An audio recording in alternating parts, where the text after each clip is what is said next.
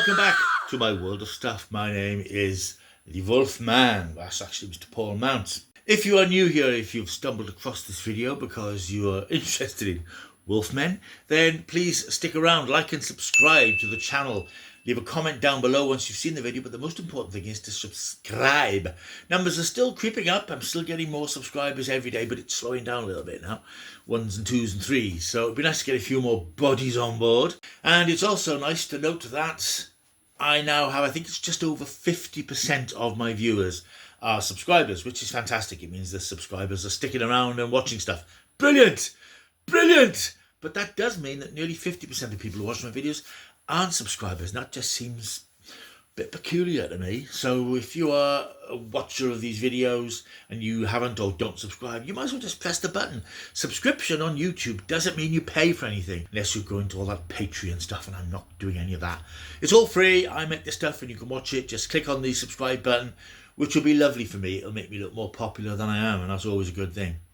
Right, today I'm plunging back to the Mr. Time to 1941 for one of the Universal monster movies, The Wolfman. I haven't done much on the Universal films, which is strange really, because they, like Hammer and lots of stuff from the 50s, the B-movies, the science fiction B-movies, they're all a bedrock of my interest in genre films. And as I've mentioned before, I saw a lot of these films on BBC Two late night double bills in the 70s when they'd have a Universal horror film and then a Hammer horror film, and all the B-movies and things that appeared on Saturday night premieres and so on. And that's where I picked up this, in fact sucked up all this interest and knowledge in these sorts of films. And I do love the Universal monster films, with the proviso that you look at them today and they're very different to the horror films that we get today. Now, I like a good horror film. I do like a horror. I don't like a slasher film, though. I'm a bit tired of those rather mean-minded horror films we have today, which generally involve young girls trapped in the dark being stalked by some lunatic with a knife who then slashes them to pieces. I find that whole horror subgenre of people being slashed and sliced just unpleasant. I think probably even more so in today's climate where knife crime is such a big thing. I don't really want to watch that in my entertainment. I want to watch a horror film that's spooky and eerie and got a good idea to it and is a bit unnerving. And yeah, it can be a bit violent, but not just tedious, slashing people with big knives. I mean, where's the creativity in that? So if you go back to the 1940s Universal films, because they were pre all that sort of stuff by several decades, they're much subtler and much more creepy than a lot of the horrors we get today, which are just blood and guts for the sake of it. Now, it occurred to me when I was reviewing this film and looking at the history of Universal horror films, bear with me here, that the Universal horror film cycle is a bit like the MCU, the Marvel Cinematic Universe, because they introduced a character. The early films were Dracula and Frankenstein, and then they would have Dracula's daughter and various spin-offs of these things, Bride of Frankenstein. They would introduce new classic horror characters. They would create their own. The Invisible Man would turn up. The Wolfman would turn up and then turn up again in this particular film. And these characters would meet and they would sort of team up. They were always the baddies, of course, not in the way that the Avengers and so on are those superheroes that we root for. But I think it's, if I'm stretching the point a little bit, please forgive me, but I think you can see that there's that similar ethos of a shared universe, a cinematic universe where all these characters appear. And in the history of the Universal films, that although the timeline isn't scrupulously policed, they do sort of dovetail, and the characters are the same, even if their backstories change slightly and their motivations change. But these are intrinsically the same versions of these characters that run through this thread of films that ran for about 20 years or so. I thought I'd watch The Wolfman, because I picked up the anniversary Steelbook edition not so long ago. You may remember I showed it in one of my physical media updates a while back. I don't know why I keep doing that. I showed it in one of my physical media updates. So I thought, well, let's have a look at this. It looks fantastic, of course, pin sharp in 4K.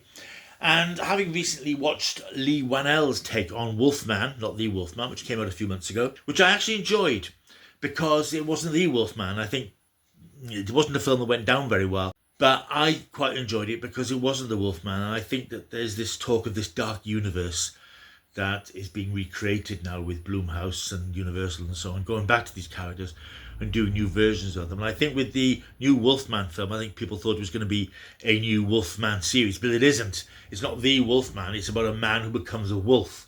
and that is a slightly different spin, and I thought it was quite good for what it was. But the original Wolfman, finally getting there, 1941, is one of the first films that Universal did after a little pause. They had this big blitz of films in the mid to late 30s, and then they paused a little bit. Then they went back to horror films and brought in some new characters. I think it was in 1925 they released Werewolf of London, which I think is a sort of a classic title, but it wasn't a particularly big hit at the time. So I think they just carried on with Frankenstein and Dracula, and of course later on we had those comedy spin-offs with Abbott and Costello and so on. And they sort of stretched the format of the characters almost to a breaking point. But in 1941, they went back to the Wolfman and they tried again in a much more successful film. The film was released in 1941. It was written by Kurt Siodmak and produced and directed by George Wagner. The film stars Lon Chaney Jr. as Larry Talbot. He arrives back at his ancestral home in Llanweli in Wales. And I have to say, as somebody who lives in Wales, Wales has never looked like this at any point in its history. It could not look less Welsh. But hey, artistic license and all that. He's come home to bury his recently deceased brother and to build bridges with his estranged father, Sir John, who's played by Claude Rains.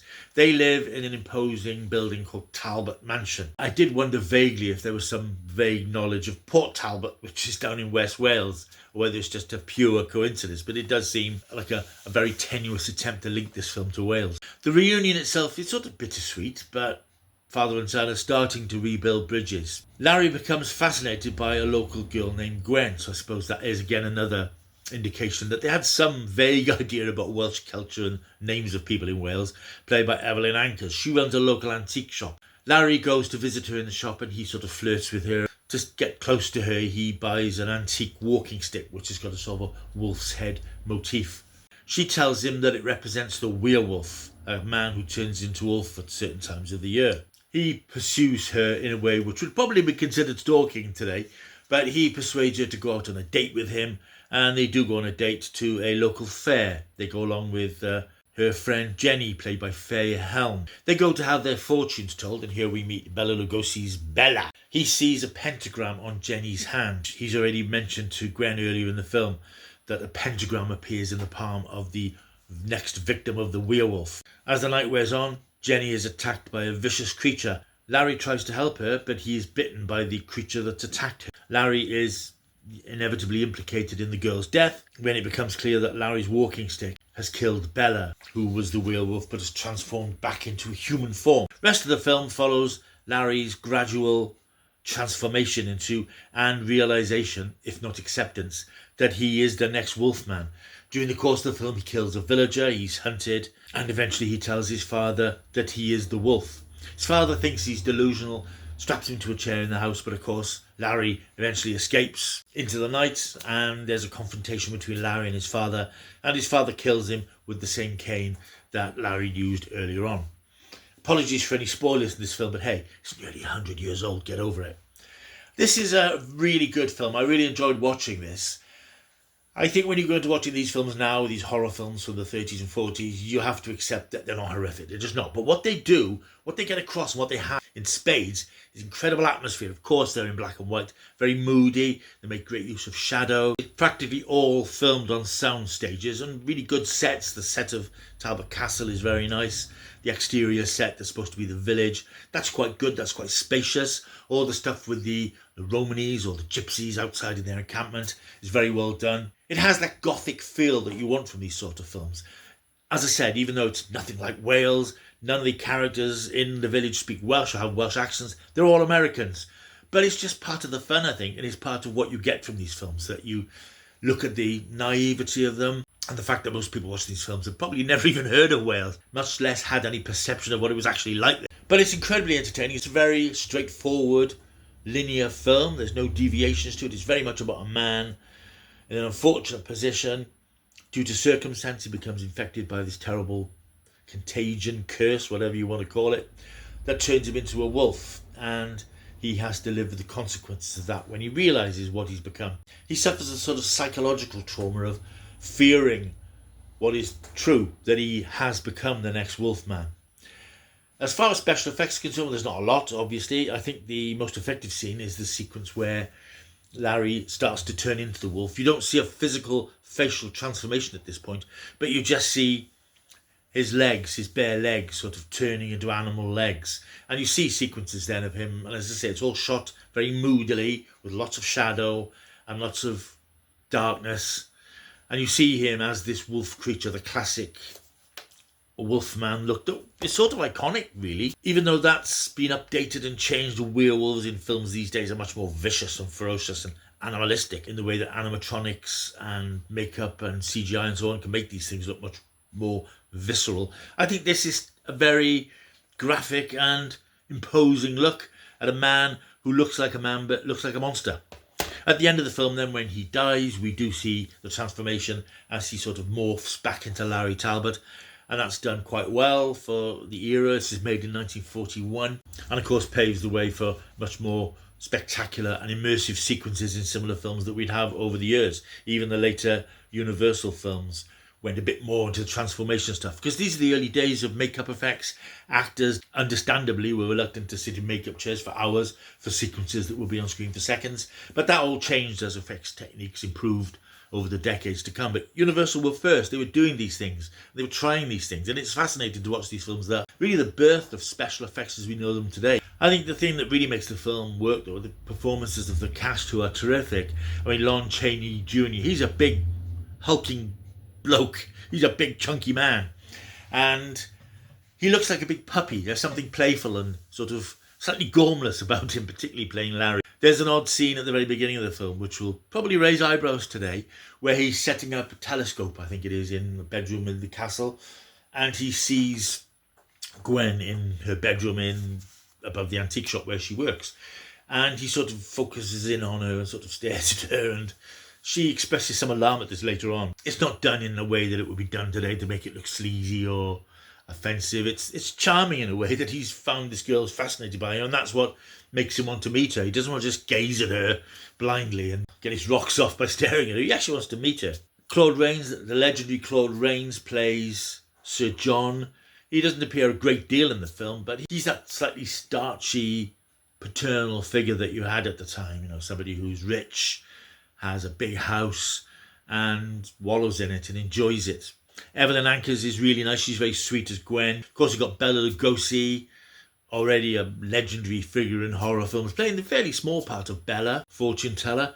And we also have sort of a fairly minor legend in these sorts of films, the late great Maria Uspenskaya, who plays Maleva, who is in fact the mother of Bella, and she explains all about the Wolfman situation to Larry, makes him realise what's happened to him and what's become of him. The film sets out all those tropes that we're familiar with from horror films as well. Silver being anathema to werewolves, which of course comes into play at the end of the film, and Maleva gives Larry a charm which will help prevent the transformation.